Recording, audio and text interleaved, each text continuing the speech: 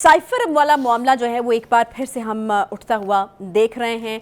अमरीकी जरीदे की जानिब से जब साइफर को सामने लाया गया तो उसके बाद बहुत सारी जयमगोइयाँ जो हैं वो होना शुरू हो गई हैं। वज़ीर-ए-आज़म साहब ने भी इसके ऊपर बात की है जी, और कहा है कि पीटीआई की हुकूमत के खिलाफ साजिश का बयानिया सर से पाँव तक झूठ का पलंदा, यानी यकसर उनकी तरफ से जो है वो मुस्तरद किया गया है। बुखारी साहब, रात को ये जो चीज़ है एकदम फिर से दोबारा उठी है और फिर इसके हवाले से अमरीका के से भी सवाल हुए और उनका भी रिबटल जो है वो इस पर आना शुरू हो गया। आप किस तरह से देख रहे हैं इस सारी एपिसोड को, जो खासतौर पर कल रात से एक मामला शुरू हुआ?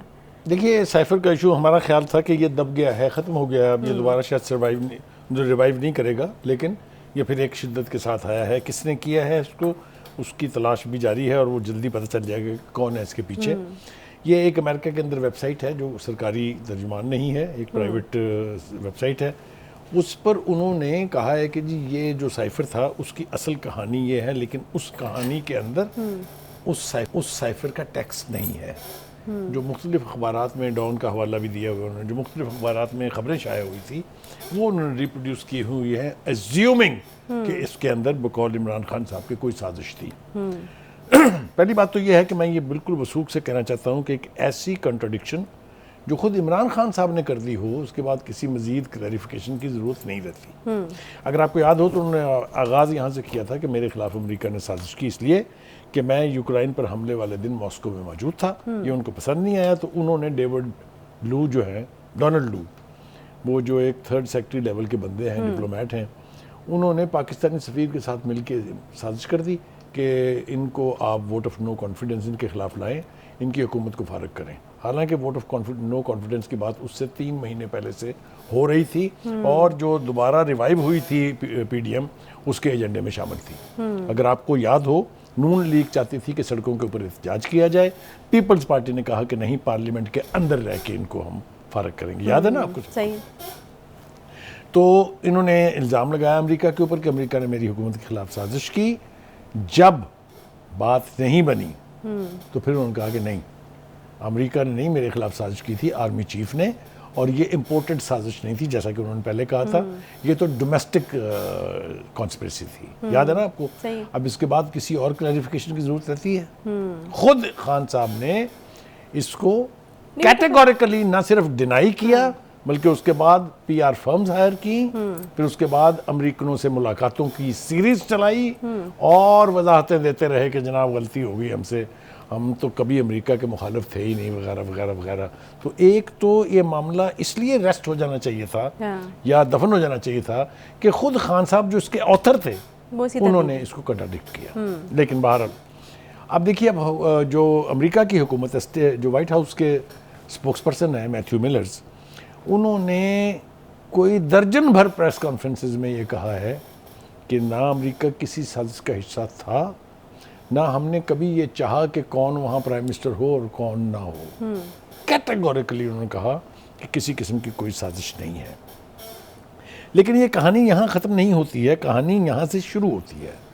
आपको याद है कि ये जो साइफर हमें दिखाया गया था वो इस्लामाबाद के जलसे में, वो खान साहब घर ले गए थे और फिर गुम हो गया था, और फिर वहाँ से वो गुम हो गया था। सरकारी डॉक्यूमेंट को ऑफ दिस सेंसिटिव नेचर घर लेके जाना जुर्म number 1, violation of official secret act. फिर उसको गुम कर देना, another violation of official secret act. तभी तो राना सनाउल्लाह ने कल कहा है ना प्रेस कॉन्फ्रेंस में कि पहले तो इनसे ये पूछें कि वो साइफर का है। और वो कहते हैं कि तहकीक होनी चाहिए कि ये जो साइट है, अमेरिका की वेबसाइट जो है, इसको ये मुहैया किसने किया है मवाद। वो एज्यूम ये कर रहे हैं कि वो जो गुमशुदा साइफर है इसकी शायद कापी उन्होंने उनको दी है और उन्होंने अपने तौर पे। एक बात ये याद रखें कि साइफर जो है ये कोडेड ज़बान में आता है दूसरे मुल्कों की तरफ से, और उसको डिकोड किया जाता है फॉरेन ऑफिस में, यानी उसका तर्जमा भी हर कोई नहीं कर सकता। स्पेशल कोड्स होते हैं इसके लिए। ठीक है। तो ये सूरत हाल जो है ये अब और ज़्यादा वाज़ेह होती जा रही है, और जो प्राइम मिनिस्टर साहब इसके ऊपर बोले हैं उसका अगर हमने तज़किरा न किया तो बड़ी ज़्यादती हो जाएगी। उन्होंने कहा कि ये साइफर जो है ये एक तरह से आलमी साजिश थी पाकिस्तान को एक तो सुपर पावर से लड़ाने की। दूसरा वो ये कहते हैं कि इमरान खान साहब ने ये कोशिश की और बार बार की कि जितने पाकिस्तान के दोस्त ममालिक हैं उनके साथ हमारे ताल्लुकात ख़राब हो जाएं। इस हवाले से उन्होंने 2-3-4 जो मिसालें दी हैं वो बड़ी खौफनाक हैं। एक तो उन्होंने सऊदी अरब का हवाला दिया है कि एक ब्लॉक बनाने की कोशिश की थी, अगर आपको याद हो अमेरिका के दौरे से जब वो वापस आए थे तो मलेशिया के अंदर एक समिट होनी थी जिसमें एक इस्लामिक ब्लॉक नया बनना था। सही है। उसमें तुर्की को शामिल किया गया, उसमें मलेशिया को शामिल किया गया और ख़ुद खान साहब उसके मोटिवेटर थे और इन्होंने उसकी समिट कॉन्फ्रेंस में शिरकत के लिए जाना था। लेकिन जब उनको पता चला कि इसके पस मंज़र के तौर पर या इसके बाद मंज़र के तौर पे क्या होगा तो उन्होंने वहाँ जाने से तो खैर इज्तनाब किया, लेकिन ऑथर उस आइडिया के वही थे और उसकी 3 वजूहात बयान की हैं प्राइम मिनिस्टर साहब ने। एक तो एक सऊदी अरेबिया को आइसोलेट किया जाए पूरी दुनिया में। अच्छा। दूसरा कश्मीर कॉज के ऊपर जो सऊदी अरब की सपोर्ट है वो ख़त्म कराई जाए। दूसरा ये कि पाकिस्तान और सऊदी अरेबिया के ताल्लुकात में एक ऐसा बिगाड़ पैदा किया जाए कि फिर बाद में कभी ठीक ही ना हो। वो तो खुदा का शुक्र ये है कि वहाँ की जो लीडरशिप है, ख़ास तौर से मोहम्मद बिन सलमान जो क्राउन प्रिंस हैं, उन तक वो सारी वीडियोस पहुँच गई थी जिनके अंदर हर्जा सराई की थी पीटीआई चीफ साहब ने। और उसके बाद आपको याद होगा रास्ते में से जहाज़ छीन लिया था उन्होंने, अमेरिका से वापस आ रहे तो रास्ते में जहाज़ उन्होंने वापस ले लिया था, इसलिए कि उस वक्त तक उन तक पहुँच गई थी वो गुफ्तगू। एनीवे, हैविंग सेड दैट, अच्छा, प्राइम मिनिस्टर साहब ने एक और बात भी इसके ऊपर की है। उन्होंने कहा कि अगर इतना बड़ा जुर्म होता और हमारी हुकूमत अमरीकी साजिश से वजूद में आई थी तो फिर रूस से तेल हमें नहीं मिल सकता। हाँ वही बिल्कुल, वो उन्होंने इसकी भी वजाहत की है कि खान साहब ने तो सिर्फ बात की थी ना कि जी हम तेल लेंगे इनसे, इन्होंने तो प्रैक्टिकली ले लिया है। 2 जहाज़ आ चुके हैं, तीसरे का ऑर्डर हो चुका हुआ है। लेकिन जो एक बात उन्होंने और जो कही है वो भी मेरे ख्याल से उसका भी तज़किरा होना चाहिए कि रूस के साथ हमारे ताल्लुकात जो हैं वो पहले की निस्बत ज़्यादा बेहतर हुए हैं। उनसे हमारे तजारत जो है उसका रास्ते खुल गए हैं।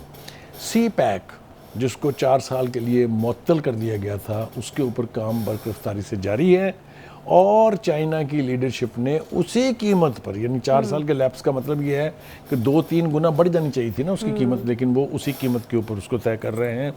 ये सारा कुछ अगर आप सामने रखें तो ये जो साइफर वाला ड्रामा था ये मुझे लगता है कि खान साहब के गले पड़ रहा है, क्योंकि ये जो राना सनाउल्लाह ने बात की है कि जनाब ये ऑफिशियल सीक्रेट एक्ट की जो वायलेशन है कि आप एक तो साइफर घर ले गए, फिर घर ले जाके आपने घुमा दिया उसको और फिर वो किसी और के हाथों में भी दे दिया है, तो इसकी इंक्वायरी का उन्होंने मुतालबा किया। आपको लगता है कि बात इस हद तक भी जा सकती है कि फिर ऑफिशियल सीक्रेट एक्ट के तहत मुकदमा भी चले खान साहब के ऊपर एक और? उन्होंने मुतालबा किया है इसका, उन्होंने इसका मुतालबा किया कि मुकदमा चलाएं आप इनके ऊपर।